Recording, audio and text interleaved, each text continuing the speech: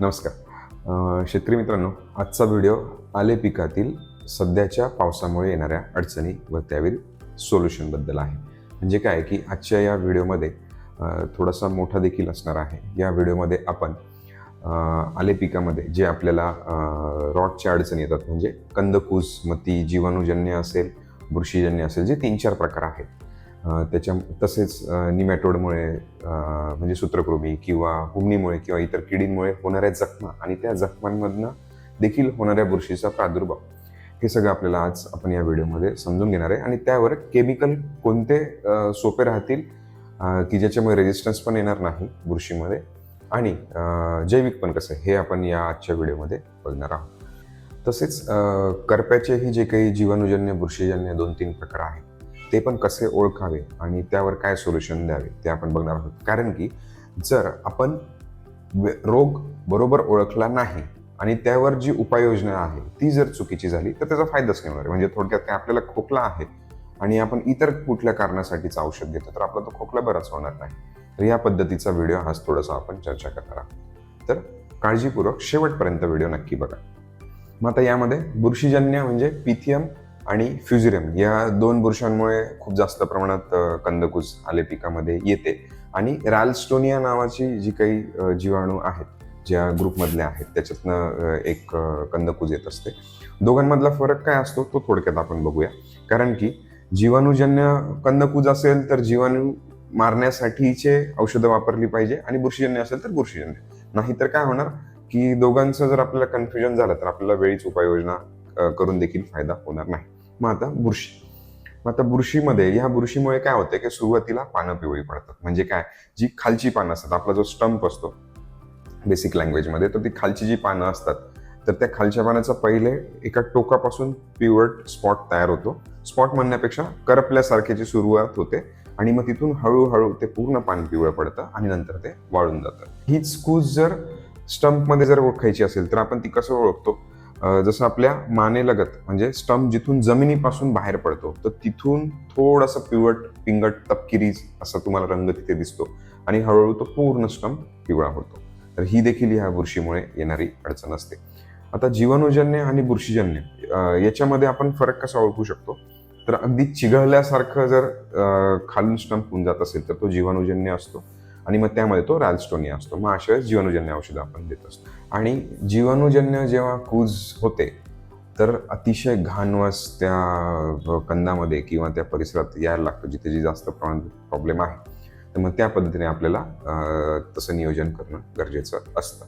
मग त्यामुळे होतं काय की ही जर पुढच्या स्टेजला ही सड किंवा कंदकुज गेली तर कंद देखील अगदी गुळगुळीत होऊन जातो, चिघळून जातो, आणि रूट्स देखील संपूर्ण डॅमेज होऊन जातात.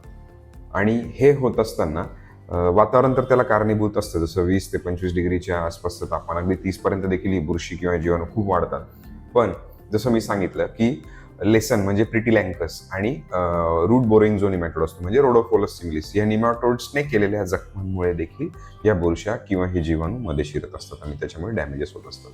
आणि तसेच हुमणीमुळे देखील. मग त्यामुळे ह्या किडीचा आणि ह्या सूत्रकृमीचा कंट्रोल देखील आपण कंदकुजसाठी सुरुवातीपासून प्रिव्हेंटिव्ह आणि क्युरेटिव्ह केला पाहिजे. यासाठी उपाययोजना काय, तर सुरुवातीपासून मी नेहमी सांगत आलो आहे की सोलरायझेशन म्हणजे जमिनीला चांगली धूप लागली पाहिजे, बेड चांगले उंच असले पाहिजे, पाण्याचा निचरा आपल्याला असणं गरजेचं आहे. त्याच्यानंतर हायड्रोजन पेरॉक्साईडचा लागवडीपूर्वी किंवा खूपच आणीबाणी परिस्थिती असेल तेव्हा त्याचा आपण वापर करू शकतो निर्जंतुकीकरणासाठी. मग अशा वेळेस फक्त हायड्रोजन पेरॉक्साईड जर आत्ताच्या स्टेजला जर आपण वापरलं तर त्याच्यामुळे चांगले आणि वाईट जवळपास सगळेच मित्र आणि शत्रू बुरशा आणि जीवाणू मरून जातील. मग अशा वेळेस आपल्याला मित्र जीवाणू, मित्र बुरशांचा ऍप्लिकेशन डबल किंवा ट्रिपल करून अशा वेळेस घेणं आहे. तसेच पिकांचा फेरपालट आपण नेहमी चर्चा करत असतो. तर पिकांचा फेरपालट होणं देखील अगदी 2 ते 3 वर्षापर्यंत जरी कमीत कमी आपण त्या जागेवर जर ते पीक नाही केलं तर आपल्याला नक्कीच फायदेशीर ते राहणार आहे. कारण की ह्या जे काही बुरशी असतात यांना ती एक हिस्ट्री गरजेची असते. म्हणजे त्यांचे जुन्या पिकाचे अवशेष काही ना काही आपल्याकडे राहून जातात. मग या अवशेषांमधनंच त्या शत्रुबुरशी, शत्रुजीवाणू तिथे जोपासले जातात, आणि जेव्हा नवीन लागवड होते तेव्हा त्याच्यावर ते अटॅक करतात. त्यामुळे पीक बदल, साधे पिकं जसं ज्वारी, बाजरी, हे देखील तिथे होणं गरजेचं आहे. आणि तसेच सध्या होणाऱ्या अडचणीमध्ये जे आपल्याला जो परिसर मिळतो आहे किंवा जिथे कंदकुज आहे, सड आहे, तिथला भाग काढून आणि आजूबाजूची थोडीशी माती काढून आपण जे काही ह्या पिकाचे जे अवशेष आहे हे आपण अगदी जाळून टाकले पाहिजे, जेणेकरून ते त्या मातीतनं इकडे तिकडे पसरणार आहे. आणि मग तिथे आपण जे काही मी आता पुढे सांगणार आहे त्या आळवणी किंवा त्या ड्रिंचिंग किंवा ते ड्रिप ॲप्लिकेशन्स आपल्याला करायचे आहे. तर सर्वप्रथम आपल्याला COC कॉपर ऑक्सिक्लोराईड याचा वापर करणं गरजेचं आहे. आता कॉपर ऑक्सिक्लोराईड का बरं वापरणं आहे? सर्वप्रथम तर हे न्यूट्रिशन म्हणजे Cu++ कॉपरचे जे आयन रिलीज करतं. कॉपरचे आयन्स रिलीज झाल्यामुळे एकतर वेगवेगळ्या 5-6 पद्धतीने हे कॉपरचे आयन्स किंवा COC काम करत असतं. त्यामुळे शत्रू बुरशीला कन्फ्युजन होतं आणि अशा वेळेस तिचा रेजिस्टन्स डेव्हलप होत नाही. रेजिस्टन्स म्हणजे काय असतं की वारंवार आपण जी काही औषधं वापरतो बुरशीनाशक, त्याच्यामुळे जे कंट्रोल मिळायला पाहिजे तो नंतर हळूहळू कमी होत जातो. मग ते कमी होणार, ते रिझल्ट कमी येण्याचं कारण काय? रेजिस्टन्स म्हणजे त्या प्रतीची प्रतिकारक क्षमता त्या बुरशीने तयार करून घेतलेली असते.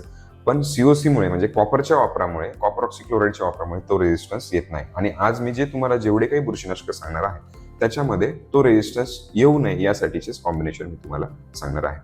मग आता COCचा वापर आपल्याला करायचा आहे, तर COC हे कॉन्टॅक्ट बेस तुम्हाला रिझल्ट देणार आहे. मग त्यामुळे त्याचा कॉन्टॅक्ट त्या बुरशीला, त्या जागेला, त्या जमिनीला, त्या पिकाला होणं गरजेचं आहे. आणि COCचं एकच काम आहे, तुमच्या पिकाला जिथे जिथे पडेल तिथे तो एक प्रकारे कोटिंग करून देतो. आणि मग त्यामुळे ते आयन्स पण रिलीज झाल्यामुळे शत्रू बुरशीच्या पेशींवर हल्ला होतो, त्यांना नवीन अन्न बनवता येत नाही. मग त्यामुळे त्यामध्ये देखील शिरत नाही आणि त्या नवीन वाढत देखील नाही. आणि याचा रेजिस्टन्स येत नसल्यामुळे तुम्ही याचा वारंवार देखील वापर केला तरी चालेल. फक्त एकच अडचण आहे की हे पावसामध्ये जास्तीत जास्त धुतलं जातं, त्यामुळे जर पाऊस असेल तर वेळोवेळी याचा वापर आपण कंटिन्यू करत राहिला पाहिजे. फक्त एकच बघायचं आहे की प्रमाण वापरत असताना सांभाळून वापरणं आहे.